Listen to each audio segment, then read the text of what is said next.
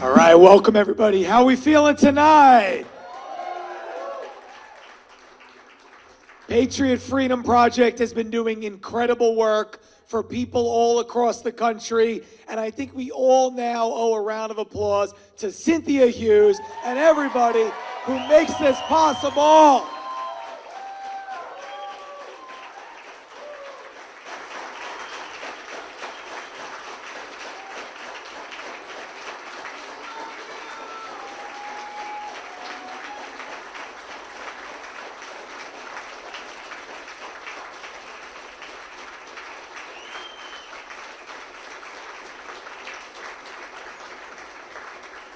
She told me, be modest, be modest. I said, great to have everybody here tonight. And Cynthia, sorry about that, but you'll get over it. My name is Mike Crispy, and I'm emceeing tonight. I've known Cynthia for a while, living not too far apart in New Jersey. And this is such an amazing organization that I've been fortunate enough to come to events of and support for so long, because there was a time period in our nation's history where thousands of people who quite literally did nothing wrong were politically prosecuted, persecuted, attacked, targeted. Their lives were turned upside down, and they had no place to go. Absolutely unrecognizable when you think about the United States of America, which is supposed to be an example for freedom for the rest of the world. And we live in a third world, Joe Biden regime-controlled hellscape from 2020 to 2024. Those were dark times. And we had events with the Patriot Freedom Project in the midst of those dark times. And it is such a great honor that now we're back together under much better times, under President Trump. And we have everybody pardoned, free, and we're back on track as a country. Some much better circumstances find us all tonight. So we're gonna have a great program. We're gonna talk a little bit about what's going on, what the future looks like.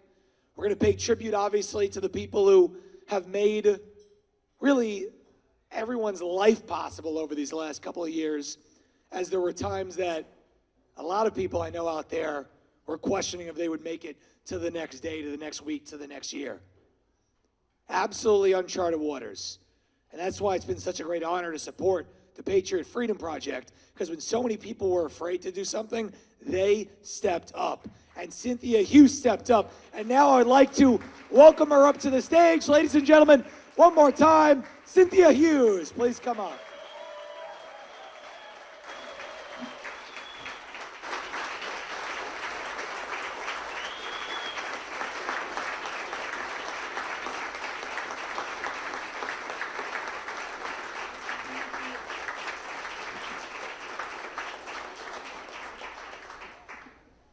Trying to get my glasses. Can't see. Every time I go to a podium, I never remember my glasses, and I can't see. Right, Martha?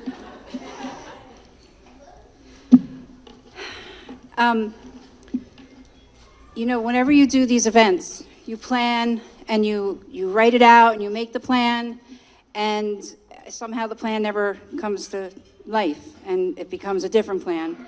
So just bear with me tonight, because I don't know what the new plan is. I'm just going with the flow, because a lot of things got a little out of whack here. So, you know, I have this whole speech thing, and I'm probably better to read it because I'll get everything out that I need to.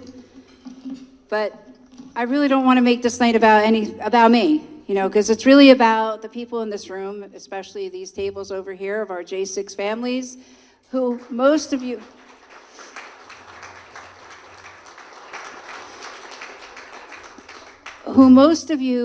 know, because you've been to my events before. These families weren't intact. And today being here, they're intact. And I think that is the most amazing thing about this night.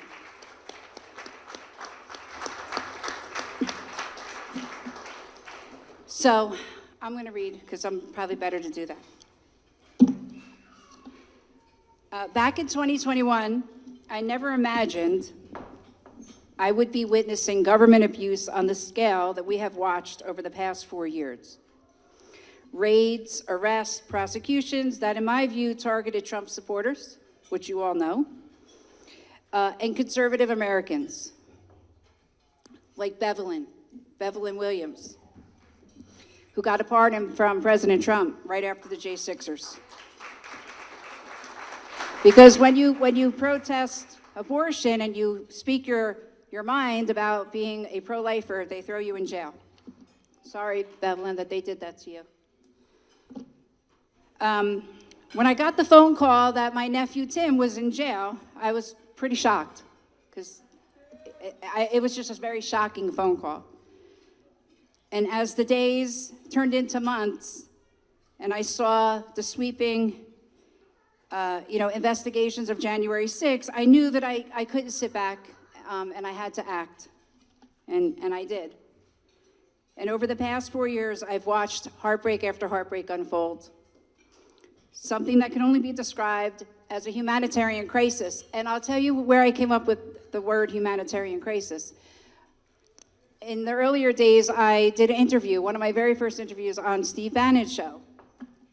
And on that show, the great Darren Beattie was there on the same show. And I was learning who Darren Beattie was. And I want to give a major shout out to Darren Beattie tonight, because he's our biggest sponsor of this event tonight. Thank you to Darren Beattie and Revolver News. Thank you. I have seen wives, I have seen mothers, hold the line at home while their husbands were in jail. And I've seen children forced to carry a very grown-up burden, something that they should not have had to do. And through all of that, Patriot Freedom Project has tried to lead the charge, to help, to support, and to remind these families that they were never alone. And I think we accomplished that. What do you guys think?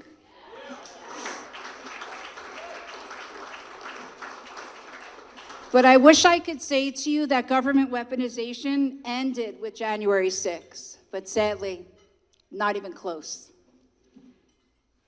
Tonight, we're joined by families who were victims of the Biden DOJ that were not January 6ers, and we'll get into that. Whether it's pro-life, whether it's rejection of the COVID jab,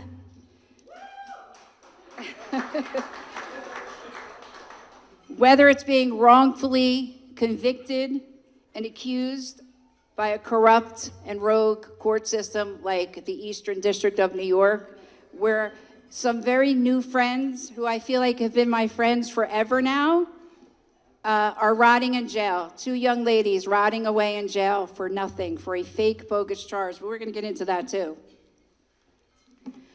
I'm afraid that if we do not address the abuse of power and start arresting some people like, I don't know, Christopher Wray, Comey's only the beginning. Comey's only the beginning. Who else do we need to see arrested, Enrique? Who else? We got a long list, don't we? Merrick Garland. That's right. That's right. That's right. Oh, that's taboo. But seriously, if we don't address the abuse of power, the weaponization of government is only going to get worse. And let's be honest, what have we watched against President Trump? I mean, look what they've done to a former and now sitting president. Think about that. Because I got to tell you, if God forbid we lose these midterms, I mean, look, they won't even help this man with health care right now. And we're in a government shutdown, I think, John, aren't we? It's not good. And you can't be afraid. You can't be afraid to speak up. You can't be afraid to use your voice. I know it's very challenging after what we've watched. There's so many people in this room, besides my J6ers that I know, who have been affected by government abuse, have been affected by, honestly, the Biden DOJ. Because that's really where well, I mean, we go back to Obama, but I mean, we really, really saw it badly under the Biden DOJ.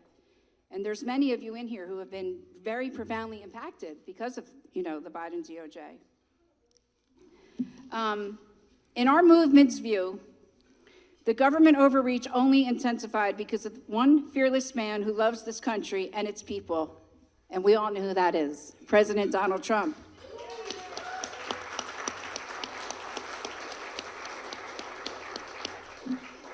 I've had the privilege to see him up close and personal several times, along with my teacher and mentor, the great Ed Martin, who I will get into Ed a little bit later. But President Trump is a man with a huge heart who wants America to be the greatest nation on earth. That's all he wants. He wants America to be first, and he wants it to be the greatest country in the world. And for that, he's been raided at his home. He's been smeared, he's been charged, he's been dragged through courtrooms. We're here with one of President Trump's lawyers, who you're going to hear from in a little bit, and he'll tell you all about it. But I'm afraid that the attacks are not over when President Trump's term ends. I'm scared for him, because I think this government, the leftovers, the holdovers, as I hear, they're not going to stop. I mean, we're watching it unfold even as he's the president now, and it's a very scary thing. But I need you to keep that in mind, because, you know, when his term ends, all the trials that we saw with him, some of them don't go away. I believe he still has a little bit to contend with, and maybe when we have John up here, he'll comment on that. But we're very grateful to President Trump. He has given a lot of support to Patriot Freedom Project. I have brought J6 families to see him, J6 children to see him. He is a gracious man with the biggest heart on this planet, and really has encouraged these children. He's encouraged these women. He's encouraged these families to continue on, and he made a promise to them. And he told, I watched him tell these families, I saw him tell these children, when I become president again, I'm going to bring your mommies and your daddies home.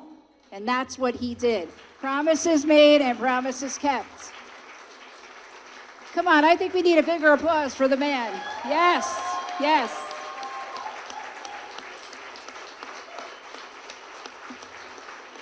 We must support President Trump the way he has supported all of us these past 4 years, and the way he will continue to support us in the next 3, and God willing, J.D. Vance beyond that. So I have a very good friend here, my friend John Schlafly. Big round of applause for my friend John Schlafly.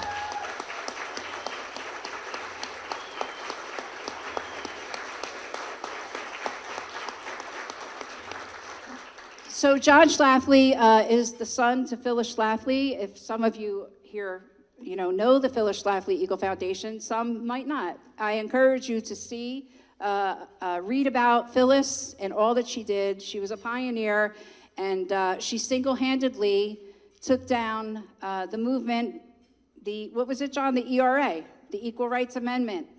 She stopped it from becoming part of the Constitution. She's written several books. She was Ed Martin's mentor and teacher, and she was an extraordinary woman, and it's been an honor to be, learning about her through her son and through Ed. But John and I, and my great friend Doug Mackey, and my very good friend Sean Morgan, we're going to start a new cause, and we need all your help. We're going to start the Weaponization Watch, because we have a lot of weaponization to keep our eye on, and you're going to see what we're planning and what we have ahead. It's going to be great. So with that being said, look for our new website, and you'll look, we're going to have open houses. We have a beautiful office here on Capitol Hill, the Phyllis Schlafly offices, and we're going to be doing some good work there, and we'll be updating people as we get things up and running, and we encourage you to be involved, and we'll send out email updates and all those things, but you got to sign up and you got to follow us, because we're not going away. We're going to keep on keeping on, right, John?